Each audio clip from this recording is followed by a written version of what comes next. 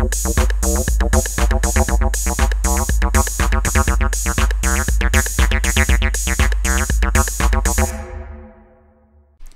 voulais parler du Shade Smooth, de l'Auto Smooth, etc. Donc le Shade Smooth, en fait, c'est un procédé qui va me permettre, là, avec un clic droit Shade Smooth, de donner à mon objet, à la surface de mon objet, une apparence lisse, malgré la faible quantité de faces qu'il compte. Bien sûr, c'est un artifice visuel, et par exemple, là, je vois bien sur les limites de ma silhouette que je n'ai pas plus de faces qu'avant. Et si jamais je veux plus de faces, je suis obligé de faire une subdivision de mon objet ou bien une subdivision virtuelle avec un modifier de type Subdivision Surface. Et dans ce cas-là, non seulement j'ai un lissage, mais j'ai aussi une silhouette qui sera lissée comme si mon objet comptait beaucoup de faces. Donc en fait, comment ça fonctionne? Si je rentre en mode Edit, je peux ouvrir le panneau Viewport Overlays et en bas, je peux afficher les normales. Donc bien sûr, j'ai les normales des faces. Donc les normales des faces, elles m'indiquent l'orientation et la direction de mes faces et elle va être déterminée, cette direction, par la position de chaque vertice de ma face. J'ai aussi les normales des vertices. Donc sur chaque vertex, je vais avoir une normale et sa direction va être déterminée par les faces auquel ce vertex appartient. Et puis enfin, j'ai les splits normales. Et les splits normales, ce sont des normales qui se trouvent sur les vertex de mes faces.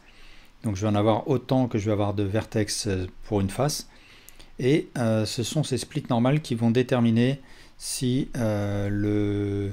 l'ombrage, le shade est smooth ou flat, et lisse ou plat. Donc par exemple, si je sélectionne deux faces là, je vais dupliquer ces faces et ça va être plus simple de voir. Donc en fait, c'est split normal.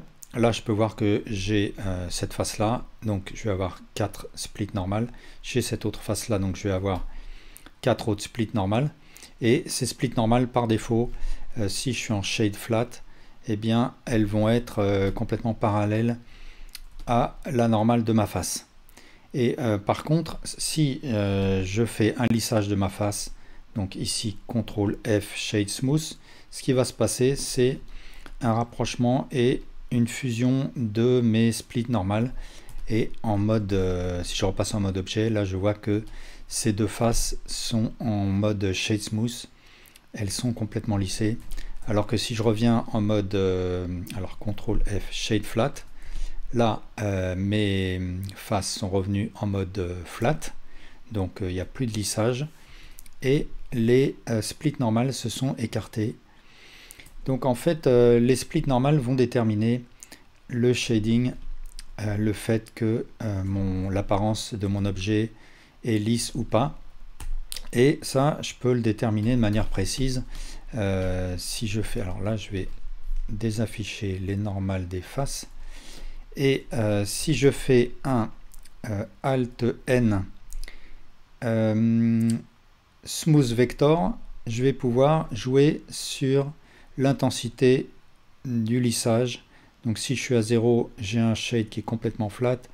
Si je suis à 1, j'ai un shade qui est complètement lisse, complètement smooth. Alors bien sûr, ce qu'il est possible de faire, c'est sélectionner certaines faces et puis après CTRL F, Shade Smooth. Et voilà ce que ça donnerait une fois en mode objet. En fait, c'est pas tellement pratiqué, sauf peut-être pour exporter vers des jeux.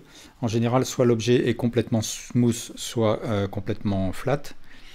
Et si jamais on a besoin de marquer une arête, à ce moment-là, on la sélectionne, on fait un bevel et on a notre arête qui est marquée. Alors ceci dit, il y a une fonction qui est très utilisée, c'est l'auto smooth. Donc supposons que j'ai cette forme qui mêle à la fois des angles droits et des parties rondes que je veux lisser. Donc là, si je fais un shade smooth, je vais me retrouver avec cela. Pour mon cylindre, je vais avoir un lissage correct. Par contre, pour mon cube en dessous, je vais avoir un problème parce que Blender va essayer de faire un lissage entre mes faces perpendiculaires et ça donne ces artefacts qui sont vraiment très moches. Donc ce que je peux faire dans ce cas-là, c'est utiliser l'auto smooth qui va en fait déterminer en dessous de quel angle doit avoir lieu le lissage. Donc ici, si je mets en marche l'autosmooth, là il est à 30 degrés, et bien sous 30 degrés j'aurai un lissage, là sous 20 degrés. Donc si j'augmente et que je vais jusqu'à 91 degrés, à ce moment-là, ça va aussi me faire un lissage entre les faces perpendiculaires et ce n'est pas ce que je veux. Donc par exemple, là, pour ce cas-là, je garde ma valeur entre 30 et 90 degrés et j'ai un lissage comme je le souhaite, c'est-à-dire que mon cylindre est lissé, mais ma partie cubique ne l'est pas. Et là, si je regarde ce qui se passe au niveau des splits normales, je peux voir que en fait ils vont varier en fonction de la valeur justement déterminée dans l'autosmooth. Alors enfin, si je me retrouve avec ce type d'objet, là la situation est un petit peu différente puisque mes faces ne sont pas à proprement parler à 90 degrés les unes par rapport aux autres, elles ne sont pas perpendiculaires puisque en fait là j'ai fait un bevel, du coup il y a toutes ces faces intermédiaires, donc les faces sont à 45 degrés les unes par rapport aux autres. Donc là si jamais je fais un shade smooth, je vais me retrouver avec cela. J'évite des grands artefacts parce que justement j'ai cette transition de face à 45 degrés. J'ai quand même encore un petit peu d'artefacts et ça, si je veux, je peux l'éviter. Il suffit que j'active l'autosmooth et que dans les modifiers, j'utilise un modifier qui s'appelle Weighted Normal.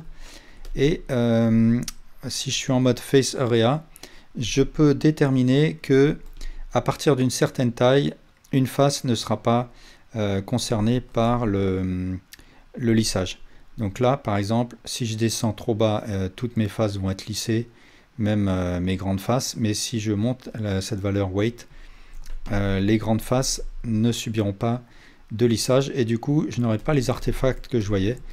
Donc ça, c'est pas forcément un modifier qu'on utilise souvent, mais peut-être par contre quand on exporte pour des jeux, ça peut être utile justement pour régler ces problèmes d'artefacts.